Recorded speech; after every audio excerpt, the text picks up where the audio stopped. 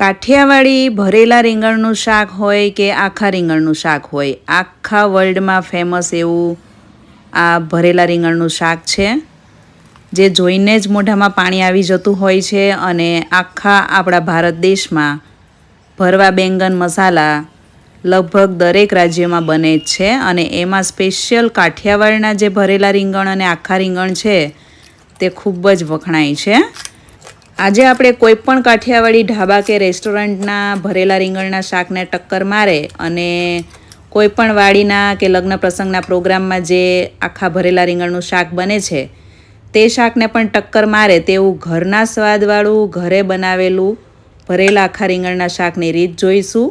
અને એ પણ એટલી બધી સરળ રીત છે અને સ્વાદમાં એટલું બધું લાજવાબ છે કે તમે ઘરે બનાવશો એટલે બધા આંગળા ચાટતા રહી જશે.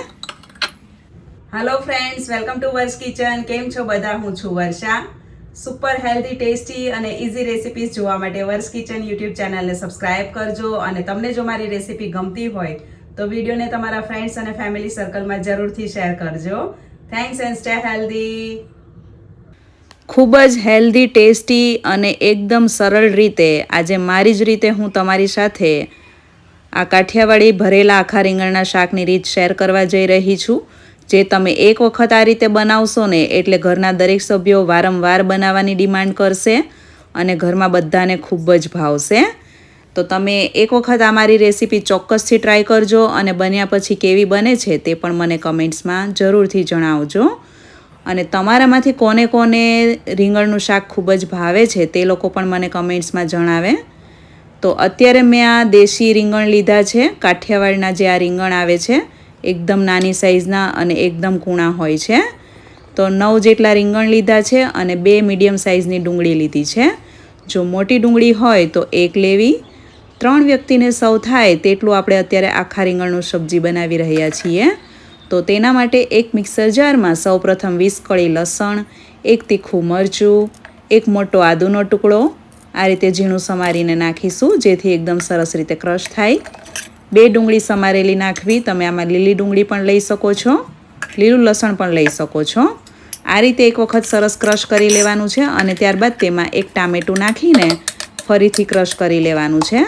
ઓછા મસાલા, ઓછું તેલ અને ઓછી મહેનતથી બનતું ઝટપટ બને એવું આ સબ્જી છે અને ટેસ્ટમાં એટલું બધું જોરદાર છે ને કે ખાવાની મજા આવી જશે. આજે આ શાક ઓછા તેલમાં અને ફટાફટ બની જાય તે રીતે આપણે બનાવી રહ્યા છીએ. જનરલી બહાર બધે જે પ્રોગ્રામમાં, લગ્ન પ્રસંગમાં કે વાડીનો પ્રોગ્રામ હોય કે ફાર્મમાં બનતું હોય કે કોઈ ઢાબામાં કે રેસ્ટોરન્ટમાં હોય તો તે સબ્જીઓ તેલથી લથબથ હોય છે અને ગરમ મસાલા પણ ભરપૂર હોય છે. અસલ કાઠિયાવાડી સ્વાદ અને એમાંય ઘરનો સ્વાદ હોય ભરેલા રીંગણના શાકનો તો ખાવાની મજા પડી જાય. તો સૌપ્રથમ એક મિક્સર જારમાં 1 ટેબલસ્પૂન સિંગદાણા કાચા જ લીધા છે, 1 ટેબલસ્પૂન કાજુ લેવાના છે, 1/2 ટેબલસ્પૂન એટલે કે અડધો ટેબલસ્પૂન જેટલા તલ, 1 ટીસ્પૂન જેટલી વરિયાળી, 1 ટીસ્પૂન જેટલા આખા ધાણા. આ બધું મિક્સરમાં એક વખત સરસ રીતે ક્રશ કરી લેવાનું છે, આ રીતે દાણેદાર. ત્યારબાદ તેમાં 2 ટેબલસ્પૂન જેટલું મિક્સ ગાંઠિયા છે. માત્ર ગાંઠિયા અથવા તો માત્ર સેવ કે ફાફડા કંઈ પણ લઈ શકો છો. આ રીતનું કરકરું વાટવાનું છે, દાણેદાર. એકદમ બારીક પાવડર નથી કરી નાખવાનો. રીંગણને આપણે પાણીમાં મૂકી દીધા છે અને હવે આપણે તેમાં આ રીતે પોણા ભાગ સુધી કટ આપીશું. માત્ર એક જ કટ આપવાનો છે કેમ કે રીંગણ એકદમ સાઇઝમાં નાના છે અને એકદમ કૂણા છે. તમે જો થોડા મોટા રીંગણ વાપરતા હો તો તેમાં 2 કટ આપવાના, એટલે આ 4 ચીરા થશે. તો એ રીંગણ કૂક સરસ રીતે થશે. આપણે અત્યારે માત્ર એક જ કટ આપી રહ્યા છીએ. આ રીતે અડધેથી પોણે સુધી જ કટ આપવાનો છે, જેથી રીંગણ આખું રહે. અને તેની પાછળ જે દાંડીનો ભાગ છે તે એમ જ રહેવા દેવાનો છે, જેને કારણે રીંગણ શાક બની ગયા પછી પણ આખું જ રહેશે, બિલકુલ મેશ નહીં થઈ જાય. અને 1 મીડિયમ સાઇઝનું બટાકું આ રીતે લાંબુ ચીરીમાં સમારીને આપણે અત્યારે પાણીમાં રહેવા દેશું, જેથી કાળું ન પડે. હવે આપણે આ શાક ડાયરેક્ટ કુકરમાં જ બનાવી રહ્યા છીએ. રીંગણને તળવાની કોઈ જ જરૂર નથી. ઓછા તેલમાં બનાવી રહ્યા છીએ. 2 ટેબલસ્પૂન જેટલું તેલ ગરમ કરવા મૂકવાનું છે અને તેલ હળવું ગરમ થાય એટલે તેમાં 1/2 ટીસ્પૂન જેટલું રાઈ જીરું વઘારમાં નાખવું. અને વઘાર કરતી વખતે ગેસની ફ્લેમ ધીમી રાખવાની છે, જેથી વઘારનો સ્વાદ અને સુગંધ એકદમ સરસ રીતે ખીલીને આવે, બળી ન જાય વઘાર. 2 થી 3 લવિંગ તજ અને મરીના ટુકડાને વઘારમાં નાખવાનું છે. 1/2 ટીસ્પૂન જેટલો હિંગ પાવડર, 1/2 ટીસ્પૂન જેટલી હળદર અને જે આપણે આદુ મરચાં લસણ ડુંગળીની પેસ્ટ બનાવી છે ટામેટા સાથે તે નાખી દઈશું. અને ધીમા ગેસની ફ્લેમ પર તેને આ રીતે થોડીવાર સાંતળવાનું છે. 8 થી 10 લીમડાના પાન આ રીતે હાથેથી મસળીને નાખવા. આ ગ્રેવીના ભાગનું સ્વાદ પ્રમાણે નમક નાખવું અને 2 થી 3 મિનિટ તેને સાંતળવાનું છે. આ રીતે 2 મિનિટ જેવું સંતળાય એટલે ત્યારબાદ તેમાં આપણે રીંગણ અને બટેટા હવે સાથે જ નાખી દઈશું અને રીંગણ બટેટાના ભાગનું પણ નમક ઉપરથી નાખી દેવાનું છે. આજે હું આ સબ્જી મારી પોતાની જ રીતે બનાવી રહી છું અને વર્ષોથી હું મારા ઘરમાં આ જ રીતે આખા રીંગણનું શાક ડાયરેક્ટ કુકરમાં બનાવું છું અને અમારા ઘરના પરિવારના દરેક સભ્યોને આ સબ્જી ખૂબ જ પસંદ છે આ રીતે બનાવેલી. આ સબ્જી ઓછી મહેનતમાં ઓછા તેલ મસાલાથી ફટાફટ બની જાય છે અને સ્વાદમાં એટલું બધું સરસ બને છે અને સુગંધમાં પણ એકદમ જોરદાર બને છે.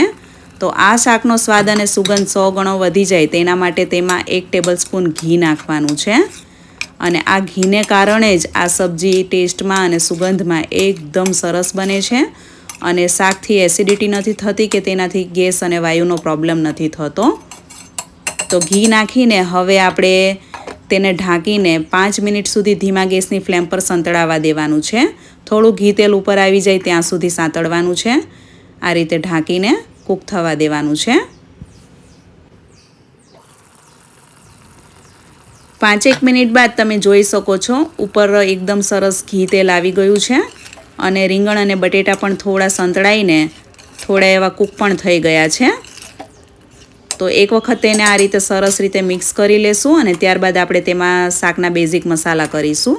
તો આપણે 1 લીલું તીખું મરચું નાખ્યું છે, તો 2 ટેબલસ્પૂન જેટલું લાલ કાશ્મીરી મરચું પાવડર, 1/2 ટેબલસ્પૂન જેટલો ધાણા જીરું પાવડર નાખવાનો છે અને એક વખત સરસ રીતે મિક્સ કરી લેવું. તમારું મરચું જે પ્રમાણે તીખું હોય તે પ્રમાણે મરચું પાવડર નાખવો. મારું આ મરચું પાવડર મીડિયમ સ્પાઇસી છે, તો મેં 2 થી 2.5 ટેબલસ્પૂન જેટલું અત્યારે નાખ્યું છે અને મસાલા મિક્સ કરીને તેને ફરીથી 1 મિનિટ જેવું સંતળાવા દેવાનું છે, જેથી મસાલાની કચાશ દૂર થઈ જાય અને તેનો સ્વાદ અને સુગંધ 100 ગણો વધીને આવે. તો ઢાંકીને 1 મિનિટ સુધી આપણે તેને રહેવા દેશું અને ગેસની ફ્લેમ મેં એકદમ ધીમી જ રાખી છે. તો 1 મિનિટ બાદ તમે જોઈ શકો છો મસાલા એકદમ સરસ સંતળાવાની સુગંધ પણ આવી રહી છે અને હવે મસાલાના ટેસ્ટને બેલેન્સ કરવા માટે તેમાં માત્ર 1/2 ટેબલસ્પૂન જેટલો જ ગોળ નાખવાનો છે. આ સબ્જીમાં તમે ગોળ નહીં નાખો તો પણ તેનો ટેસ્ટ એકદમ સરસ જ આવશે, કેમ કે આ સબ્જી થોડી ખટાશવાળી, ખારશવાળી અને તીખાશવાળી હોય છે. તેમાં ગળ પણ નામ માત્રનું હોય છે, ગળ્યું નથી હોતું સબ્જી.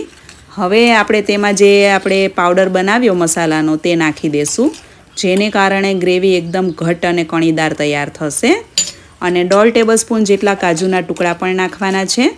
કાઠિયાવાડી આખા રીંગણના શાકમાં કાજુના ટુકડા અચૂક નાખવામાં આવે છે, તો આજે મેં પણ નાખ્યા છે. તો આજે કાઠિયાવાડી આખા રીંગણનું શાક બની રહ્યું છે અને એ પણ કુકરમાં બની રહ્યું છે અને એ પણ અસલ ઘરના સ્વાદવાળું. તો તમે એક વખત આ રીતે બનાવશો ને તો તમને પણ ખાવાની મજા પડી જશે. તમે એક વખત જરૂરથી આ રેસીપી ટ્રાય કરજો. અને 1/4 ગ્લાસ જેટલું પાણી નાખવાનું છે અને પાણીના ભાગનું નમક પણ નાખી દેવાનું છે. તમારે જો ગ્રેવી વધારે જોઈતી હોય તો તેમાં થોડો આપણે જે ગાંઠિયાનો પાવડર કરીને નાખ્યો સિંગદાણાનો ને બધો, એ થોડો વધારે નાખવાનો તો ગ્રેવી વધારે થશે. મેં અત્યારે પ્રમાણસર ગ્રેવી રહે એ પ્રમાણે આ મસાલો બનાવ્યો હતો અને આ રીતનું પાણી નાખવાનું છે, આ રીતની કન્સિસ્ટન્સી રહે તે રીતે. તો હવે કુકરનું ઢાંકણ ઢાંકીને તેને ધીમાથી મધ્યમ ગેસની ફ્લેમ પર 2 સીટી વાગે ત્યાં સુધી આપણે થવા દઈશું. શરૂઆતમાં ગેસની ફ્લેમ મધ્યમ રાખવી અને ત્યારબાદ થોડી ધીમી રાખવી. 2 જ સીટીમાં આ શાક આખું બનીને તૈયાર થઈ જશે. જો તમે 15થી 20 વ્યક્તિ માટે મોટા કુકરમાં એકસાથે આ સબ્જી બનાવી રહ્યા હો તો 3 સીટીમાં આ સબ્જી તૈયાર થઈ જશે. કેમ કે મોટું કુકર હોય તો 3 સીટીમાં પણ આ સબ્જી બની જ જશે, કેમ કે રીંગણ એકદમ નાની સાઇઝના છે. તો અત્યારે મીડિયમ ગેસની ફ્લેમ પર મેં 2 સીટી થવા દીધી છે અને હવે કુકર તેની જાતે જ ઠંડુ પડે ત્યાં સુધી આપણે તેને રહેવા દેશું અને ગેસની ફ્લેમ મેં બંધ કરી દીધી છે. તો 15થી 20 મિનિટ જેટલો મેં રેસ્ટ આપ્યો છે અને કુકરની હવા જાતે જ રિલીઝ થાય ત્યારબાદ ખોલીને આપણે અત્યારે ચેક કર્યું તો તેલ ઘીનો રસો કેટલો સરસ રીતે ઉપર આવી ગયો છે અને રીંગણ પણ એકદમ સરસ રીતે કૂક થઈ ગયા છે. અને તેમ છતાં જોઈ શકો છો તમે આખા રીંગણ રહ્યા છે, બિલકુલ ફેદાઈ નથી ગયા. બટાકું પણ એકદમ સરસ રીતે બફાઈ ગયું છે અને ગ્રેવી પણ એકદમ સરસ પ્રમાણસર ઘટ છે. ઉપરથી કોથમીર નાખીને આપણે હવે શાકને સર્વ કરીશું. તમે આમાં લીંબુનો રસ પણ નાખી શકો છો, મેં આજે નથી નાખ્યો. તો આ શાકને કોથમીર નાખીને પછી તેને મિક્સ કરવાની કોઈ જરૂર નથી. જ્યારે પણ જમવાનું હોય ત્યારે તમે ડાયરેક્ટ સર્વ કરી શકો છો. તો જોઈ શકો છો તમે ગ્રેવી પણ કેટલી સરસ થઈ છે અને રીંગણને ભરવાની જરૂર પણ નથી પડી. તેમ છતાં રીંગણ ભર્યા હોય તે રીતે રીંગણની અંદર મસાલો પણ ચડી ગયો છે અને બટેટા પણ કેટલા સરસ રીતે બફાઈ ગયા છે અને તેમ છતાં આખા પણ રહ્યા છે. તો તમને ગ્રેવી જેવી જાડી પાતળી જોતી હોય તે પ્રમાણે પાણી નાખીને એડજસ્ટ કરવાનું. જો એવું લાગે કે ગ્રેવી વધારે પતલી છે તો 5 મિનિટ ઉકાળી લેવાનું શાકને ખુલ્લા ગેસની ફ્લેમ પર. અને જો ગ્રેવી જાડી થઈ ગઈ હોય તો થોડું એવું પાણી નાખીને તેને 3થી 4 મિનિટ ઉકાળવાનું, એટલે બધું તેલ ઘી ઉપર આવી જશે અને રસો એકદમ પ્રમાણસર થઈ જશે. તો એકદમ રજવાડી કાઠિયાવાડી ભરેલા આખા રીંગણનું શાક બનીને તૈયાર છે, જે ભરવાની કોઈ પણ ઝંઝટ વગર ભરેલા શાકને પણ ટક્કર મારે તેવું આજે આ શાક બન્યું છે. અને અત્યારે આ શાકમાંથી સુગંધ એકદમ જોરદાર આવી રહી છે. એ તમે એક વખત બનાવશો ત્યારે જ તમને ખ્યાલ આવશે કે આ શાક ટેસ્ટમાં અને સુગંધમાં કેટલું સરસ બન્યું છે. તો મને પર્સનલી આ સબ્જી બાજરીના રોટલા સાથે ખૂબ જ પસંદ છે. તો હું અત્યારે તેને બાજરીનો રોટલો, બીટ અને ગોળ અને કાચા મરચાં સાથે સર્વ કરી રહી છું. તો આપણે ટેસ્ટ કરીને જોઈએ કેવું બન્યું છે. જોઈ શકો છો રીંગણ કેટલું સરસ બફાઈ ગયું છે અને તેમ છતાં તે આખું પણ છે અને ગ્રેવી પણ તમે જોઈ શકો છો ભરેલા શાકનો મસાલો હોય એ રીતની જ છે.